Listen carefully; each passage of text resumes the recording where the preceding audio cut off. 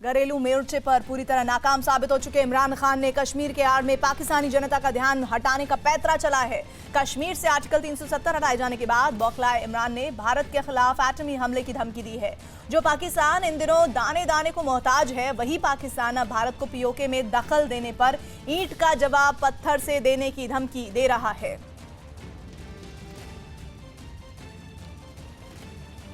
जब ये आजाद कश्मीर में कुछ ना कुछ करेंगे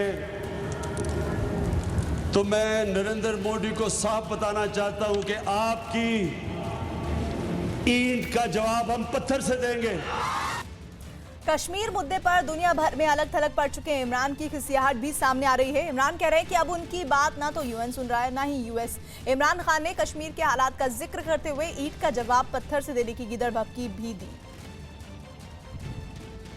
दुनिया को यह पता चलना चाहिए कि जब दो वो मुल्क जिनके पास न्यूक्लियर वेपन्स हो, तो जब वो इस तरह आमना सामना करते हैं, सिर्फ बर्रे सगीर को नुकसान नहीं होगा, दुनिया को नुकसान होगा। और ये मेरी जिससे मैं बात करता हूं, मैं सारी दुनिया को ये बता रहा हूं, फॉरेन मीडिया को ये बता रहा हूं, हेड्स ऑफ स्टेट को ये बता रहा हूं, और इंशाल्लाह यूनाइटेड नेशंस की जनरल असेंबली में बताऊंगा। हमारे फॉरेन मिनिस्टर्स, सारे फॉरेन मिनिस्टर्स को ये बता रहे हैं, अभी से दुनिया को तैयार कर रहे हैं कि अगर आज आपने ये जुल्म जो कश्मीरियों पे हो रहा है, आज अगर आप इसके ऊपर चुप करके बैठे रहेंगे, आखिर में इसका असर सारी दुनिया पे जाएगा। हमारे कश्मीरी बहुत मुश्किल वक्त से गुजर रहे हैं। तकरीबन 80 लाख कश्मीरी तकरीबन 4 हफ्ते से कर्फ्यू के अंदर बंद है। सबसे पहले तो आज का मकसद बताना कि हम सब उनके साथ खड़े हैं, हम उनकी दर्द और दुख में पूरी तरह शामिल हैं। और यहां से पैगाम आज पाकिस्तान से ये जाएगा कि जब तक हमारे कश्मीरियों को आजादी नहीं मिलती, पाकिस्तानी कौम उनके साथ खड़ी है, पूरी तरह जद्दोजहद करेगी, आखिरी दम तक हम कश्मीरियों के साथ खड़े रहेंगे। मेरा ये दिल कह रहा है कि ये जो नरेंद्र मोदी अपने तकब्बर में जो कश्मीर में कर बैठा है, मेरा ये दिल कह रहा है कि इंशाल्लाह ये वो आखिरी जो पत्ता खेल गया है, इसके बाद अब इंशाल्लाह कश्मीर आजाद होगा। हमारे साथ इस खबर पर बातचीत करने के लिए अमित पांडे जुड़ रहे हैं। अमित, पहले तो यूएन और अमेरिका से बुरी तरह से उनके प्रश्नों का उत्तर ना मिलना और एकदम कॉर्नर कर दिया जाना पाकिस्तान के प्रधानमंत्री इमरान खान को, और अब खामखा अपने आप को कश्मीर का सब कुछ मानते हुए कश्मीर को आजादी दिलाने की पैरोकारी करते हुए दिख रहे हैं। क्या ये इमरान की खिसियाहट नहीं है?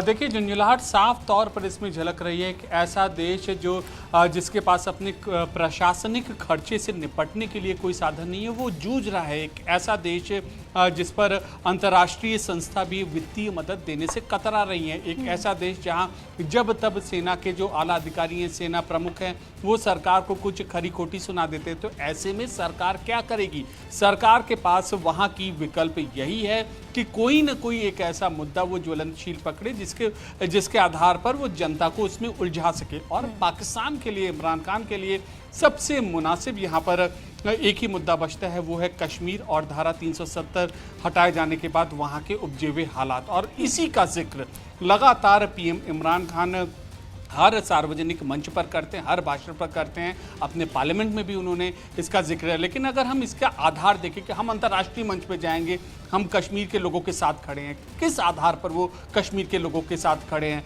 न तो उनको रोजगार देने में मदद कर रहे हैं, न तो कोई और चीज में उनकी मदद कर रहे हैं, यहाँ तक कि पाकिस्तान ऑक्यूपाइड बिल्कुल अमित, और ये समझना बहुत जरूरी है, पाकिस्तान, वहाँ की आवाम और वहाँ के प्रधानमंत्री को तो बहुत ही जरूरी है समझ लेना कि आखिर क्यों आप इतने बौखलाए हुए हैं। आपका तो कोई वास्ता है ही नहीं दरअसल कश्मीर से। जम्मू कश्मीर से 370 हटाए जाने के बाद पाकिस्तान बौखलाया हुआ है।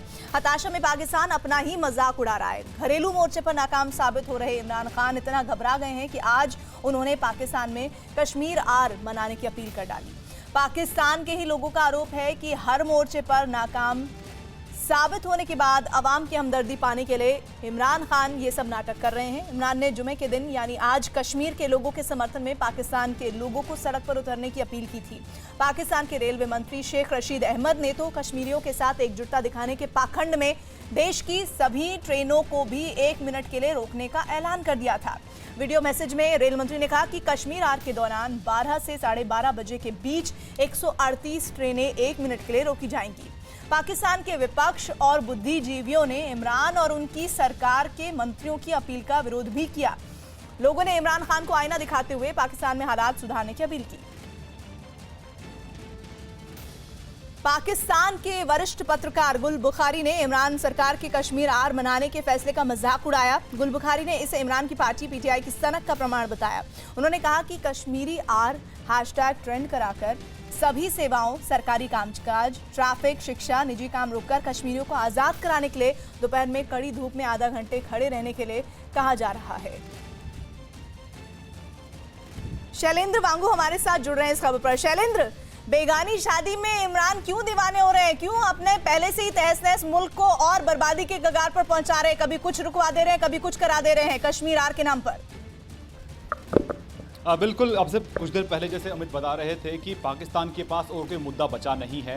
जिस तरह से प्रधानमंत्री मोदी ने अनुच्छेद 370 हटाकर एक ऐतिहासिक फैसला लिया है, तो ऐसे में फेस सेविंग के लिए इमरान खान के पास और कोई चारा नहीं है सिवाय इस तरह के कश्मीर और करने के लिए। और हालांकि वो ये भी कह रहे हैं, वो ये बात मान भी रहे हैं कि इस मुद्दे पर वो दुनिया में अलग थलग पड़ चुके हैं। ना यूएस उनकी बात सुन रहा है, ना यूएन उनकी बात सुन रहा है, ना ही इस्लामिक कंट्रीज उनकी बात सुन रहे हैं। तो ऐसे में इमरान खान अकेले पड़ चुके हैं। अब वो इस तरह के जलूस जल से करके कहीं ना कहीं मैसेज कन्वे करना चाहते हैं कि वो इस मुद्दे को ज्वलंत रखना चाहते हैं और दुनिया का जो ध्यान है वो आकर्षित करना चाहते हैं एलओसी पर, इस तरह का तनाव पैदा करके। कल हमने ये भी देखा कि इस तरह से मिसाइल टेस्ट किया गया। तो कहीं ना कहीं इमरान खान ये तमाम बातें सिर्फ इसलिए कर रहे हैं ताकि वो अपने डोमेस्टिक ऑडियंस को खुश कर सकें और साथ ही साथ एक तनाव की स्थिति पैदा कर सके ताकि दुनिया भर की नजरें इस क्षेत्र पर वापस। और तनाव के साथ साथ अर्थव्यवस्था की रफ्तार तो पाकिस्तान में शैलेंद्र पहले ही रुकी हुई है, अब ट्रेनों की रफ्तार भी रोक रहे हैं। ये मजाक नहीं तो और क्या है पाकिस्तान की आवाम के साथ?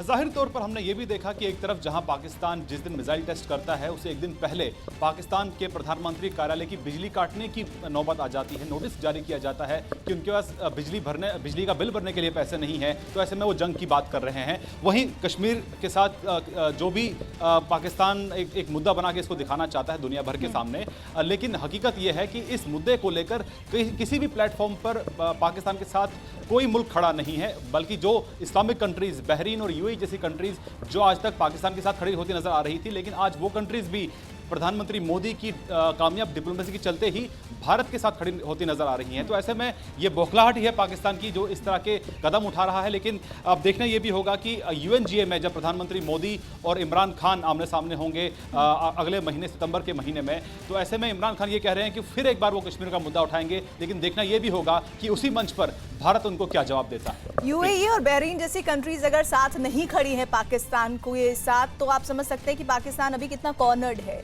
शैलेंद्र आप बने रहिए। पाकिस्तान के रेल मंत्री शेख रशीद का एक नया वीडियो सामने आया। इस वीडियो में साफ दिख रहा है कि शेख ही जैसे ही माइक थामते हैं, पीएम मोदी के खिलाफ कुछ बोलने की कोशिश करते हैं, उन्हें माइक से करंट लग जाता है। ये देखिए वो लम्हा, जिसके झटके से वो बुरी तरह से हिल जाते हैं और वहां पर मौजूद लोग अपने मंत्री पर ही हंसने लगते हैं।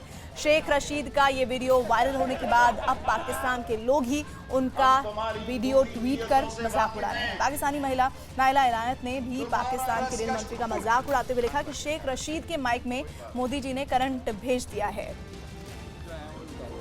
मेरा ख्याल है हम तुम्हारी मोदी नीयतों से वाकिफ हैं। तुम्हारा रस का करंट लग गया, खैर है, कोई बात नहीं, कोई नहीं।